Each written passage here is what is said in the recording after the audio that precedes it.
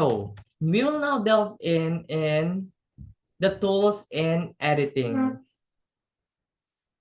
In the tools of editing, according to Lustria 2001, there are what we call traditional forms of tools that we are utilizing for copy editing. So aside from dictionary, style book, thesaurus, those types of materials provides meaning, context, the etymology of a text in order for us to check the grammar and also the spelling of a certain word in order for us to avoid what we call miscorrection errors in what we write.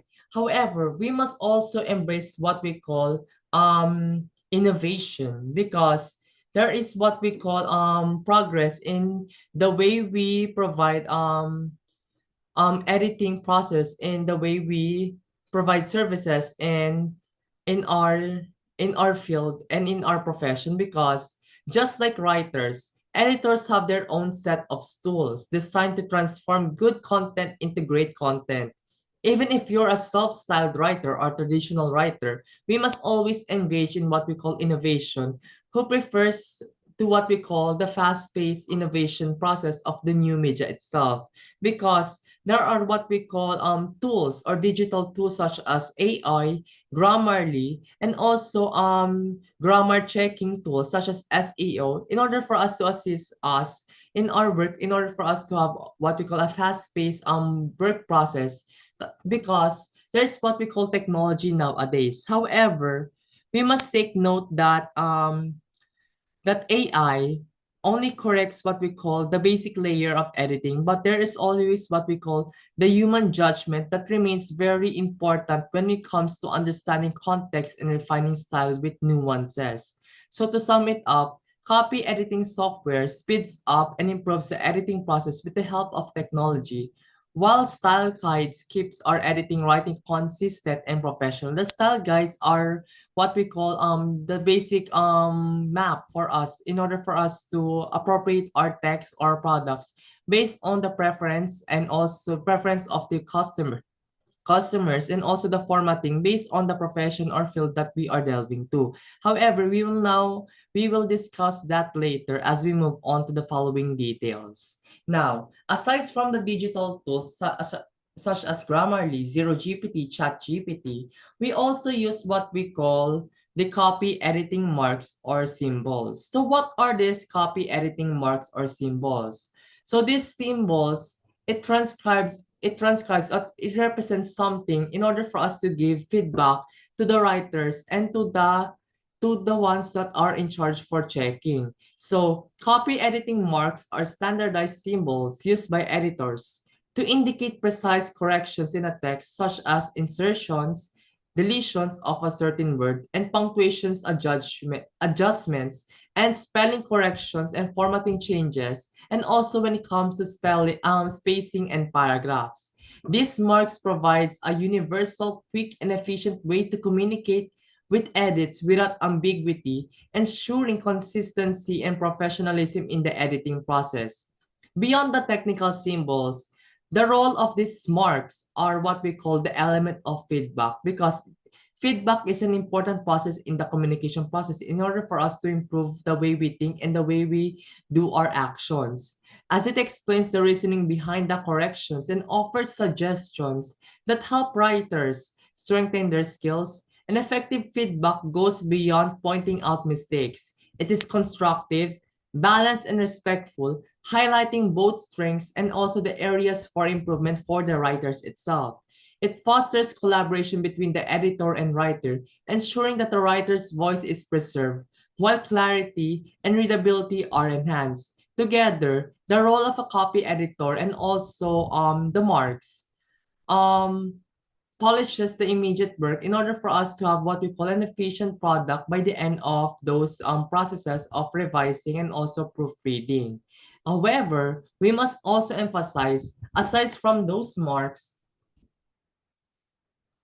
there is what we call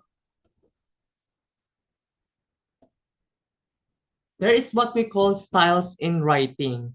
So styles in writing are what we call style guide. These are the collection of rules that standardizes writing and presentations across different contexts. Beyond citation formats, it covers grammar, language, structure, typography, and tone to promote uniformity in a written work. In the academic setting, it provides a framework for scholarly communication, while in professional settings, it often aligns with branding guidelines to ensure a consistent and recognizable identity. So, a style guide has there are what we call popular styles in the style guide processes. So according to the Purdue Writing Labs 2018, there are what we call four major style guides that we often use in our daily lives and profession. First of all, it's the American Medical Association or AMA that is utilized for medical and scientific publishing, research articles, case studies, and clinical reports. In the Associated Press or AP style, it is often used in journalism and media writing, especially in news articles and PR broadcasting for a brevity and clarity. In the usual American Psychological Association, it delves on the field of social sciences, psychology, education, research papers, academic writing, readability, and bias-free language. The Chicago Manual of Style, it deals with what we call the comprehensive and flexible because these are what we call delving under books, academic publishing, author date, and what we call notes in bibliography, especially in humanities. Lastly, the Modern Language Association, or MLA, deals with the humanities and cultural studies. It's particularly in essays, student papers, and simple in-text citations and works cited. And according to the Purdue Writing Labs 2018, style guides are essential tools that establish standardized rules for writing and presentation, ensuring that clarity and professionalism across different contexts. From a copy editing standpoint, the choice of style guides depends on the document's purpose. Field and audience, for example, when writing AMA or APA, it ensures that technical rigor in academic and research settings is appropriate. However, in the AP style of writing, if you are a journalist, then you are appropriate to use that style of writing for the improvement of your articles. And in the Chicago and MLA format, these are favored in academic publishing literature and educational writing, and the main differences lies in their disciplinary applications and level of detail, but their shared purpose is to maintain consistency, enhance readability, and reflect professionalism in every text. Okay, now, we will now delve into the practical tips. From the book itself, there are what we call tips in what we call in the copy editing process. But when beginning the editing process, the first thing to do is to read the material in full before making any changes because we need to understand the context of what we are checking in order for us to comprehend what are the things to improve in the text or manual that we are checking. And it helps us to understand that the writer's purpose, intended audience, and the main message of the text is on what we call included in the way we evaluate or check our own books.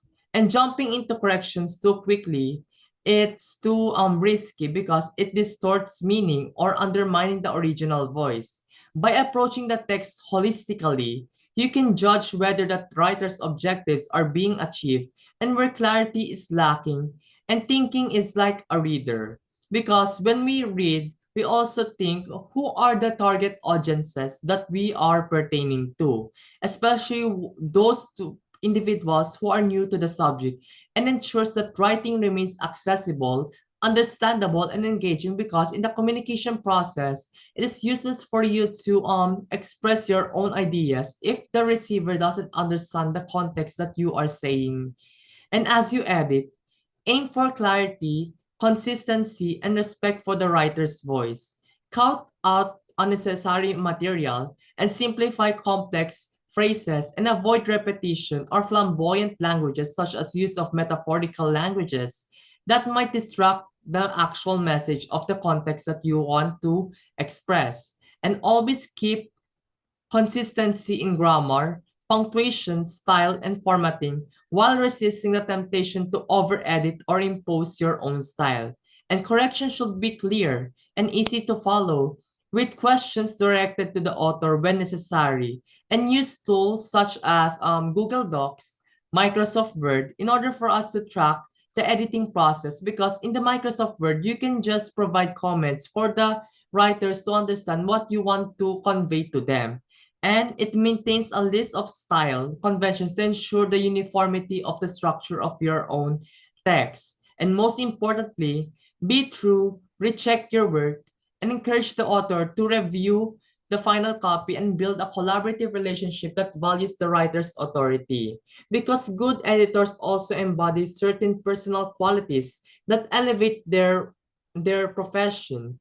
They are through reviewing every detail of a manuscript rather than setting for surface level corrections.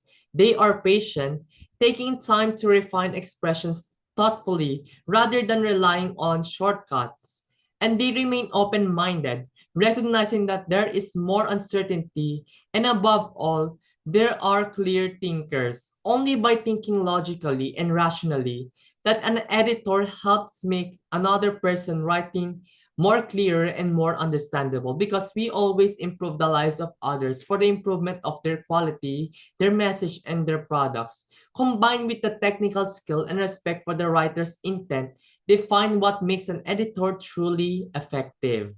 Lastly, when it comes to editing, it is both a technical and a human process. It requires attention to detail, the mastery of language and words, and adherence to the style guides such as the APA, MPL style. But it also relies on judgment, empathy, and communication, because a good editor balances accuracy with sensitivity, clarity with respect for the writer's voice, and thoroughness with efficiency by developing these skills and qualities. Because editors not only polish the individual texts or products, but they also contribute to the broader goal of making ideas understandable, accessible, and meaningful to the readers. And in this way, editing becomes more than a process of correction, but it becomes a collaboration in the service of clear communication. And that is all for my presentation. And by the end of this presentation, the listeners, the readers, and the non-reporters should answer the practical questions. Number one, do you think copy editing is more about fixing grammar or ensuring clarity and consistency? Which is more important and why? Last, why is copy editing still important in the age of artificial intelligence powered writing assistants?